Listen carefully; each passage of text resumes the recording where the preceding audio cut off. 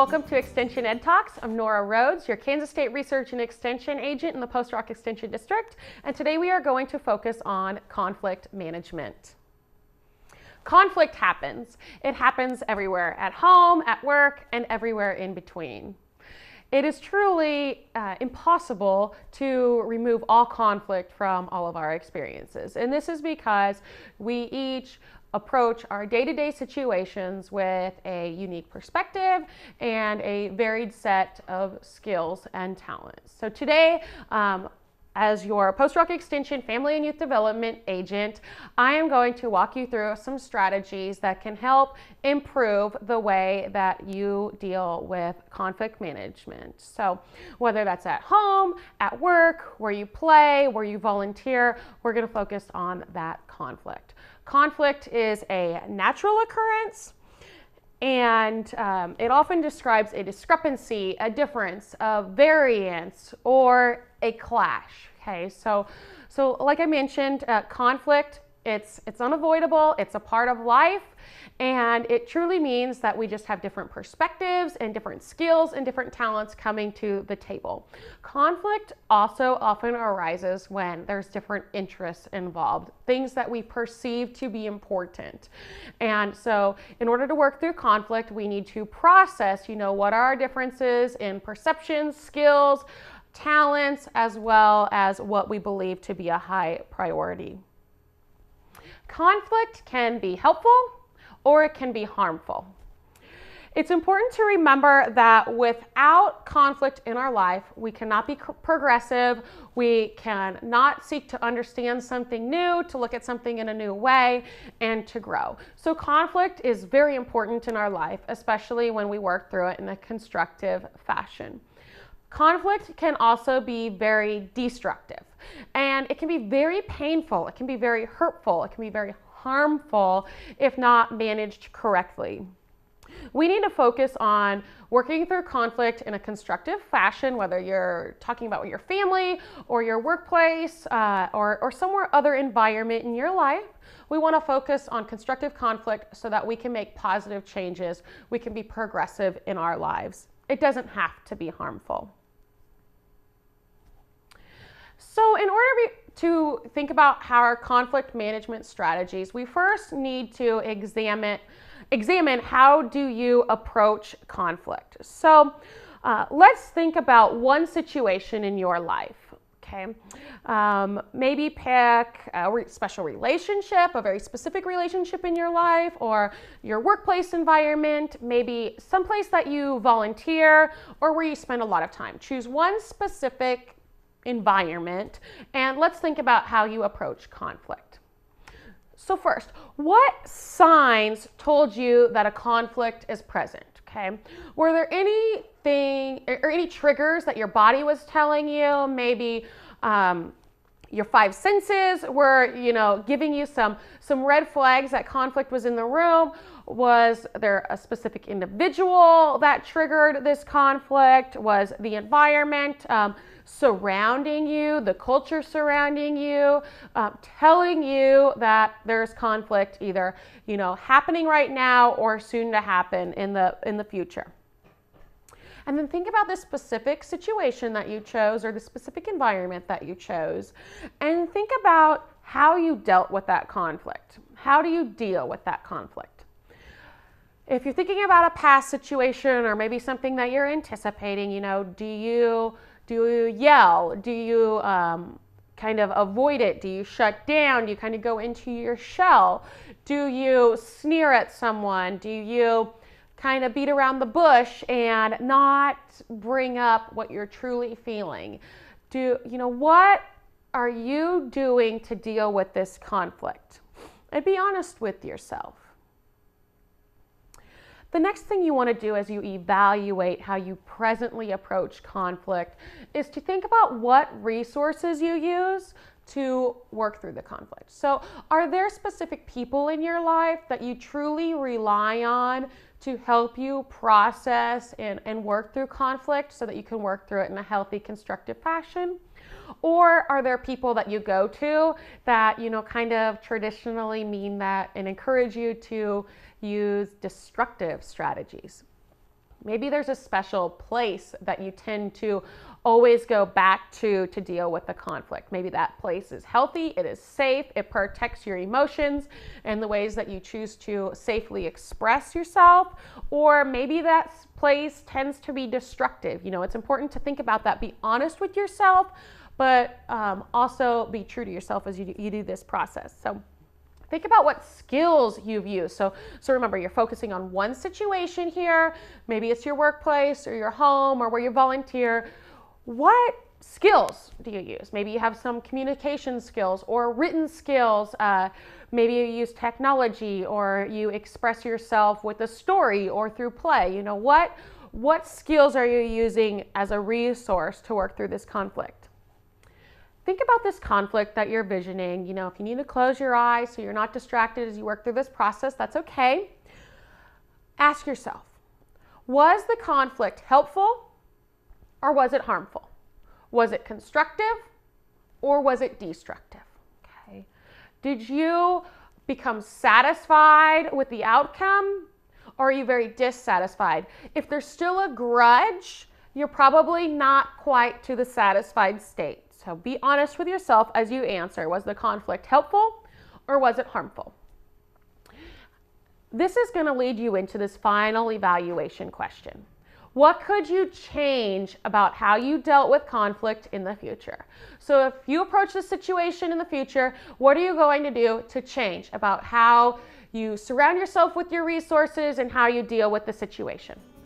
As we progress throughout this Extension Ed Talk, what we are going to do is we are going to focus on some strategies, some constructive strategies that can help you positively work through conflict in your life throughout the future. Some mobile phone providers think they can just take.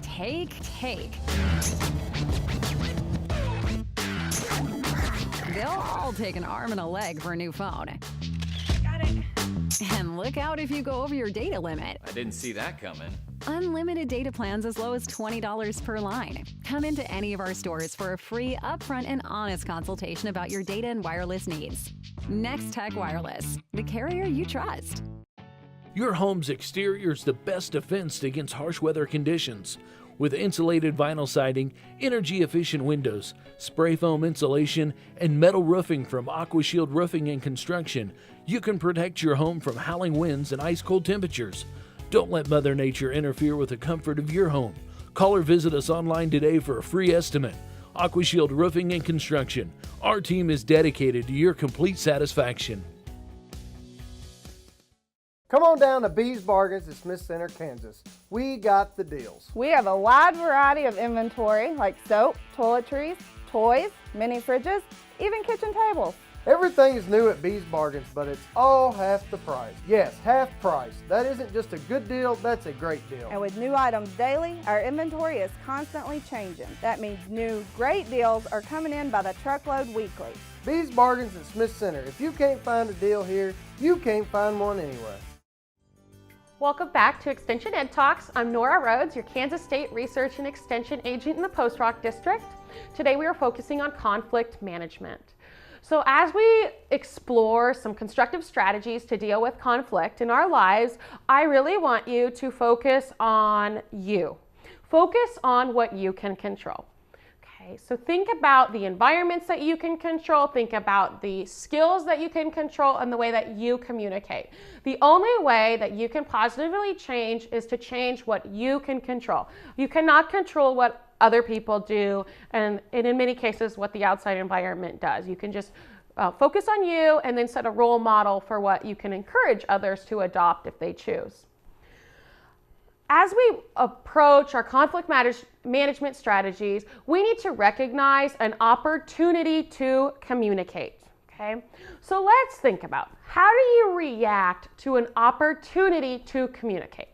Do you do a turning toward response, a turning away response, or a turning against response?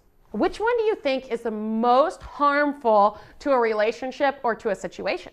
Well, let's think about a scenario here. So let's say that you tell your spouse that you need to work late tomorrow night because you're working on a project, or maybe you picked up some extra hours at your employment. If your spouse turns toward towards the conversation with a response, they're going to say, oh, that's too bad. I was really looking forward to having you home for supper, or we were going to do this together. I'm really disappointed that you have to work late. If your spouse turns away with their response, they are going to say, did you watch that ball game? Man, that was a terrible ball game. I cannot believe the way that the last few seconds ended up, completely ignoring the fact that you just brought up that you picked up an extra shift at work. Or we can turn against. Why is your employer doing that to you? That's not fair. And they really, get after you for being honest with them that you just have to put in the extra hours this week. So turning toward, turning away, or turning against. That's one example. Think about how you respond in situations of high stress. The most harmful way to react to an opportunity to communicate is to actually turn away. Okay, to change the subject, to ignore. Even though turning against didn't sound like the most enjoyable conversation, it was still focused on the topic at hand. You were still going to work through the subject matter of which you wanted to communicate about. So as you think about the opportunity to communicate, I want you to recognize, how do you typically react to this opportunity? Make sure that you're turning toward with your responses or turning against those responses.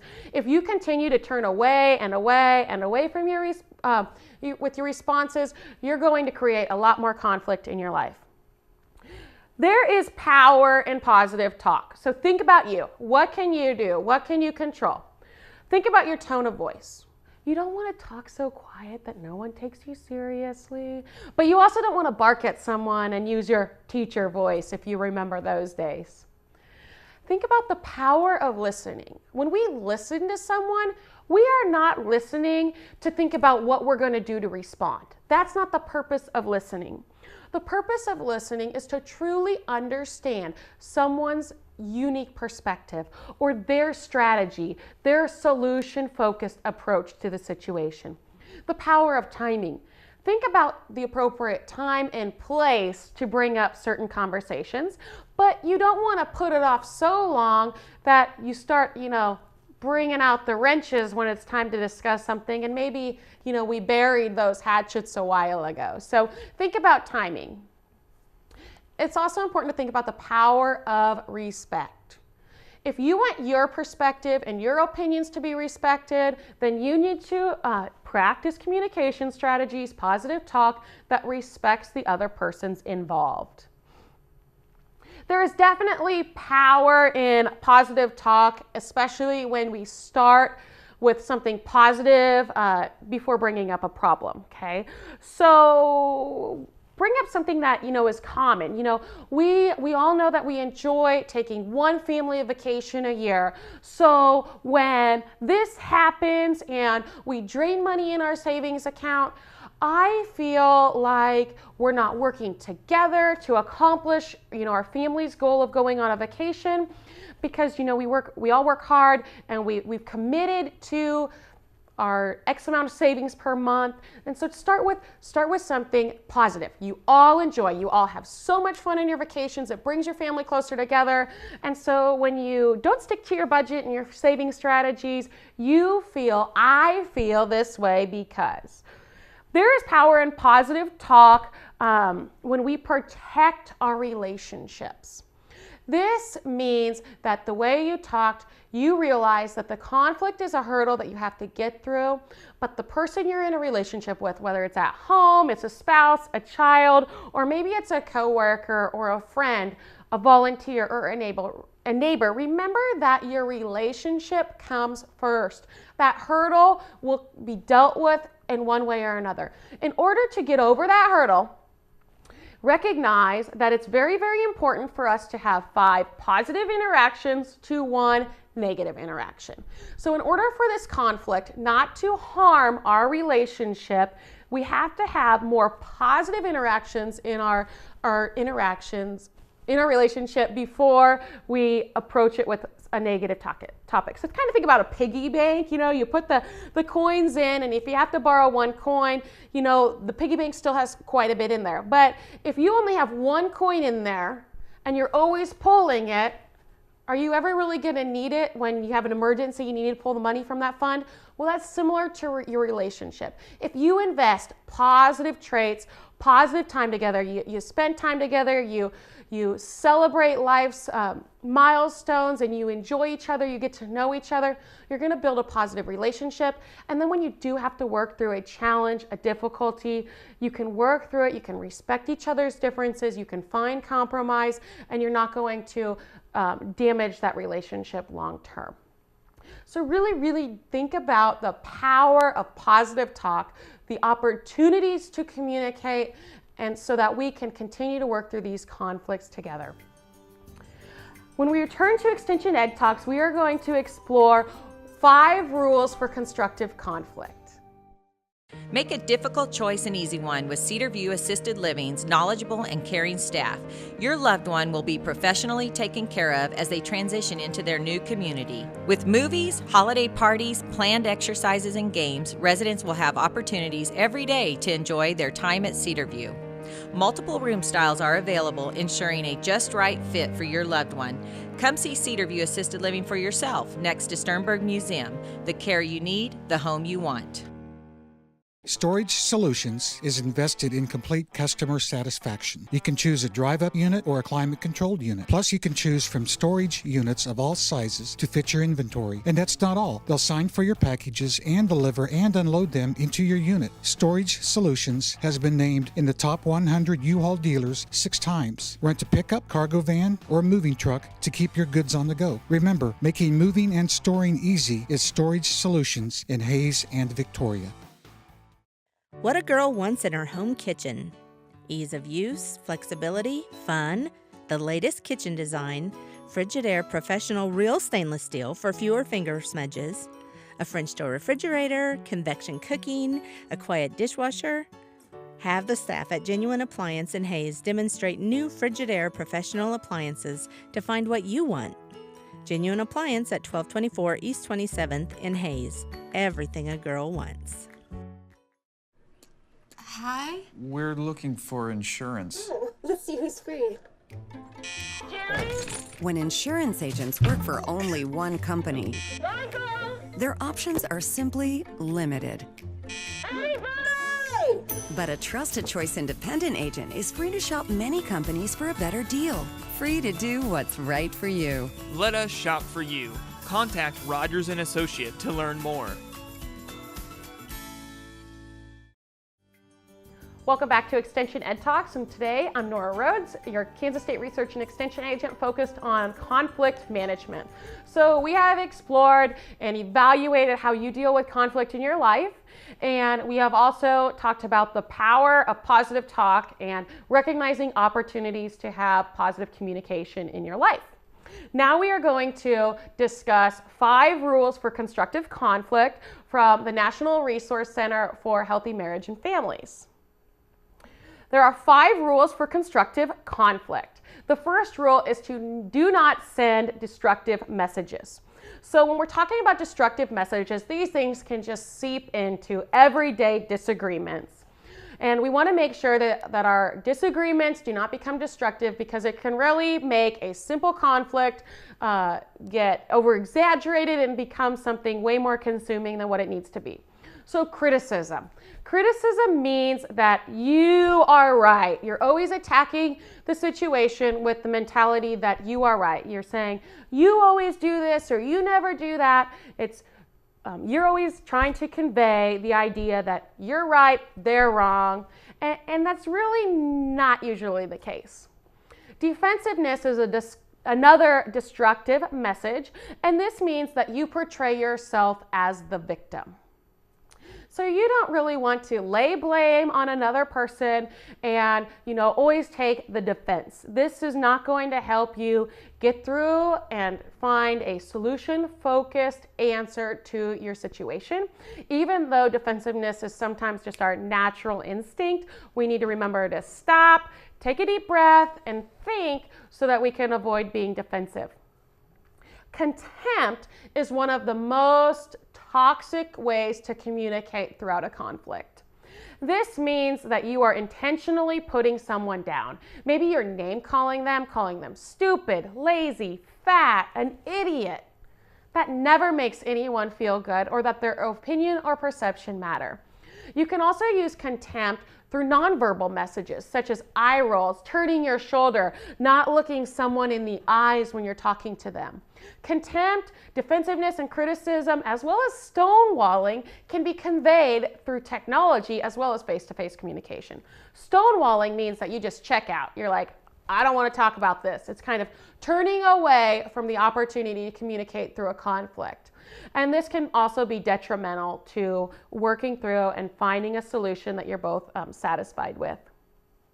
It's important to follow the rules of softening your startup. This means that you can complain, but do not blame, okay? So think about this situation of maybe you miss trash day again, right? Instead of blaming someone saying, "Ugh, you never take the trash out before you go to work," instead you're going to say, "You know, it's frustrating when every week we are consistently forgetting to get the trash to the end of the driveway. How can we do a better job of working that into our routine?" So you're not blaming one individual for the conflict at hand. You can also focus on using I statements instead of you statements.